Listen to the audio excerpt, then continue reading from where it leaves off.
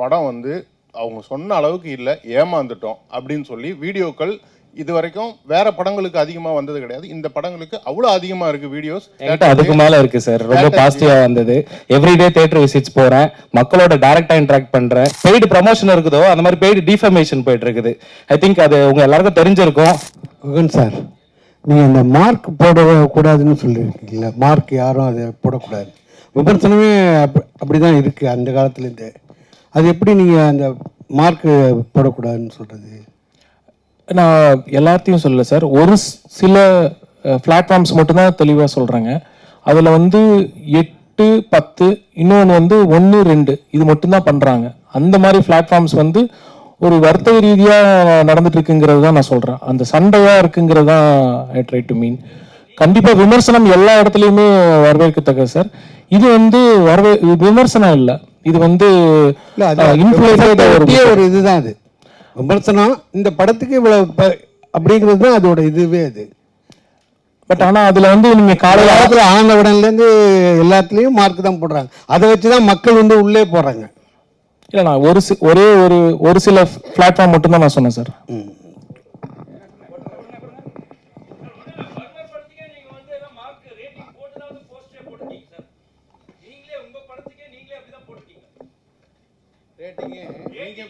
ரேட்டிங்கே மர்மர் படத்துக்கு ரேட்டிங்கே நீங்க எல்லாம் நல்ல இதுக்கு போட்டுட்டு தானே போட்டுருக்கீங்க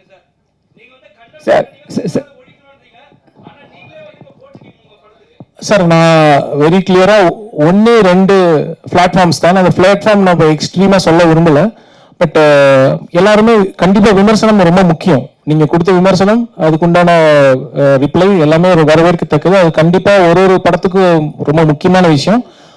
நான் சொல்றது குறிப்பிட்டு சொல்றேன், 1, 2 பிளாட்ஃபார்ம் மட்டும் தான் நான் சொல்றேன். Thank you sir. அவர் என்ன சொல்றாருன்னா, நல்லா இங்க என்ன சொல்றாருன்னா, நீங்க வந்து ஸ்டார்ஸ் போடுறது தப்பு, ரேட்டிங் போடுறது தப்பு, அந்த முறையை மாற்றணும்னு நீங்க சொல்றீங்க, சரிங்களா? ஆனா வந்து நீங்க ப்ரொமோஷன் பண்ணும்போது அது பண்றீங்க. நீங்க உங்களோட ப்ரொமோஷன்லயே வந்து அது இருக்கு. ஸ்டார்ஸ் போட்டிருக்காங்க, ஸ்டார்ஸ் அதனால கேட்கிறாரு அவர். இல்லை, நான் ரொம்ப ஸ்பெசிஃபிக்கா 1 அல்லது 2 பிளாட்ஃபார்மோட ப்ராப்ளம் மட்டும் தான் நான் சொல்றேங்க. இது எல்லாருமே வந்து கண்டிப்பா விமர்சனம் வேணும், கண்டிப்பா அதுக்குண்டான ரேட்டிங் வேணும். ஒரு பிளாட்ஃபார்ம் 2 பிளாட்ஃபார்ம்ல மட்டும் அது ஒரு பிசினஸ் வர்த்தக ரீதியா யூஸ் பண்றாங்கிறத நான் கம்ப்ளைண்ட் பண்ணிக்கன்னு சொன்னேன். ஆக்சுவலா நீங்க தான் சார் தேடின்னு போறீங்க. நீங்க தான் சார் தேடின்னு போறீங்க அவங்கள. இப்ப நீங்க வந்து ப்ரமோஷன் பண்ண சொல்றீங்க, அவங்கள வந்து ரிவ்யூ எது சொல்றீங்க, பாசிட்டிவ் எது சொல்றீங்க. ஆனா நீங்க தேடின்னு போறீங்க, அவங்க வந்து சில விஷயத்த வந்து டாமினேட் பண்ணி கேட்கும் போது உங்களுக்கு அந்த பிரச்சனை வருது. கரெக்ட்? இல்ல, உங்களுக்கு வந்து கான்ட்ரவர்சியா இருக்குங்கிறத நான் சொல்றேங்க. எப்படின்னா, இப்போ வந்து ஒரு பர்டிகுலர் ரேட்டிங்ல வந்து மிக கம்மியா கொடுக்குறாங்க. அதனாலதான் நான் சொன்னேன் உங்களுக்கு, மார்க்கா வந்து 80 மார்க் எடுத்தா பாஸா, 70 மார்க் எடுத்தா பாஸா, 60 மார்க் எடுத்தா பாஸாங்கிறது நான் கேட்டுட்டு வந்துட்டு இருக்கேன். இப்போ சினிமாவில் வந்து 6 ரேட்டிங் 7 ரேட்டிங் அப்படிங்கிற வரது வந்து கண்டிப்பா it's considers a failure of the film. அதை நான் ஓப்பனாகவே சொல்றேன். மக்கள் மனதில் அது எப்படி பார்க்குறாங்கிறது தான் நான் சொல்றேன். அதே இது இந்த படத்துக்கு வந்து அந்த மாதிரியான சுச்சுவேஷன் தான் வந்தது. வேற நீங்க கீழே பார்த்தீங்கன்னா ட்ரெண்டிங்ல வந்து டிக்கெட் புக்கிங் எக்ஸ்ட்ராடினரியா போயிட்டே இருக்கு. ஸோ அது வந்து மிஸ்கன்சம்ஷன் தான். அது வந்து அவாய்டு பண்ணிக்கலாங்கிறத நான் சொல்றேன். அவங்க அது ஒரு ப்ராடக்டா பாக்குறாங்க, அது ஒரு பொருளா வந்து விற்கிறதுக்காக பாக்குறாங்க. அது பொருளா பார்க்க கூடாதுங்கிறது தான் என்னோட தாழ்மையான கருத்து. சார், இந்த படத்துல ப்ரொமோஷனே வந்து இன்ஃபுளுன்ஸ் வச்சு தான் பண்றீங்க. ஆனா வந்து பாராட்டு வாழ்த்துக்கள் மட்டும், எங்களுக்கு நன்றி மட்டும் எங்களுக்கு சொல்றீங்க. ஃபர்ஸ்ட் ஷோவே வந்து இன்ஃபுளுன்ஸ் வச்சு போடுறீங்க. அதனால உங்களுக்கு என்ன பிரயோஜனம்? ஆனா எங்ககிட்ட நீங்க பண்ணும்போது நாங்க வந்து யூஸ்ஃபுல்லா சொல்றோம், நீங்க சொல்றீங்க இந்த ஸ்டார்ஸ் எல்லாம் தேவையில்லைன்ட்டு. அப்போ வந்து நீங்க இன்ஃபுளுன்ஸ் எடுத்துக்க சார். எந்த ப்ராடக்ட், படம், இன்ஃப்ளூயன்சஸ், ப்ரமோஷன்ஸ் எனக்கு தெரிஞ்ச வரைக்கும் எல்லாம் ஒன்று தான். ப்ரமோஷன்ஸ் வந்து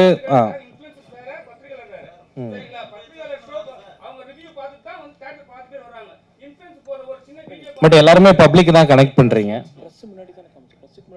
ஆமாம், ப்ரெஸ் முன்னாடி தானே காமிச்சோம். மெயின் ப்ரெஸ்ஸுக்கு தான் ஃபர்ஸ்ட் காமிச்சோம். அதுக்கு முன்னாடி பப்ளிக்கு தான் காமிச்சோம், ரேண்டம் பப்ளிக்கு.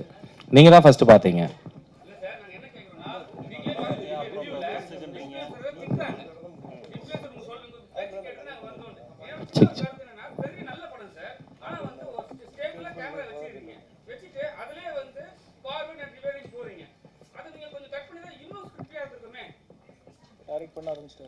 நீங்களும் கூட டைரக்ட் பண்ணிடலாம்னு நினைக்கிறேன். ஸோ இல்லை,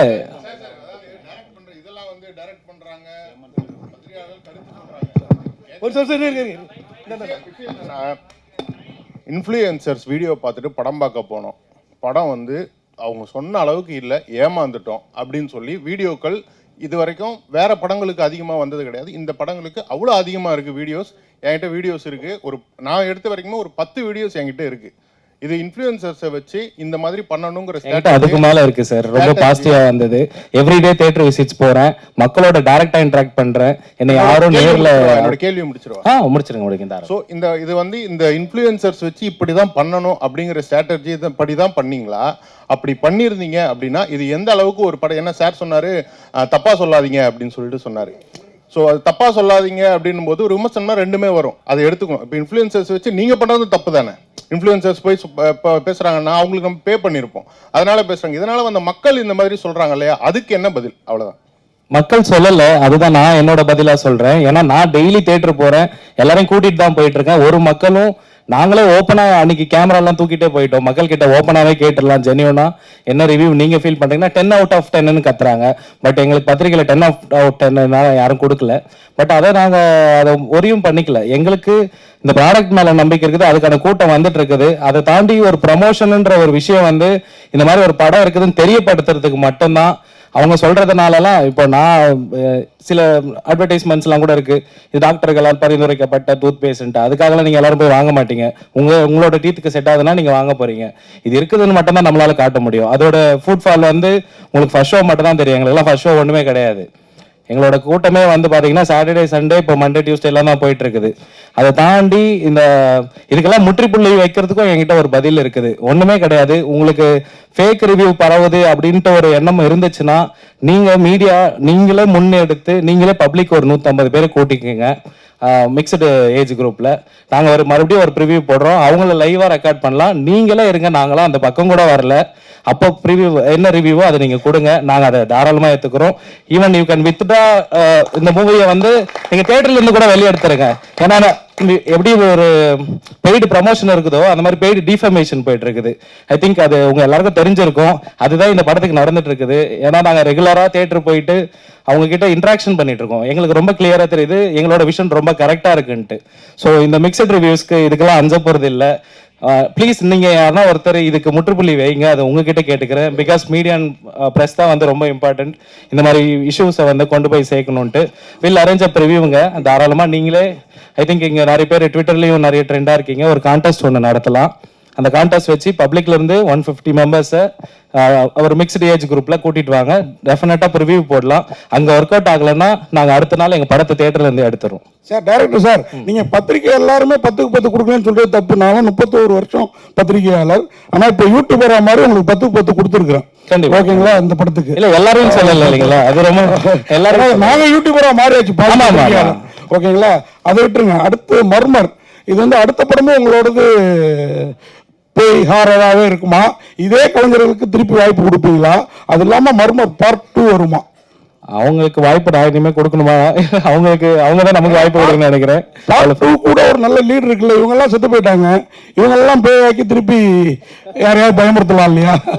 ரொம்ப நல்ல நாட்டா இருக்கு சார், எழுதிக்கிறேன் இதுவும்.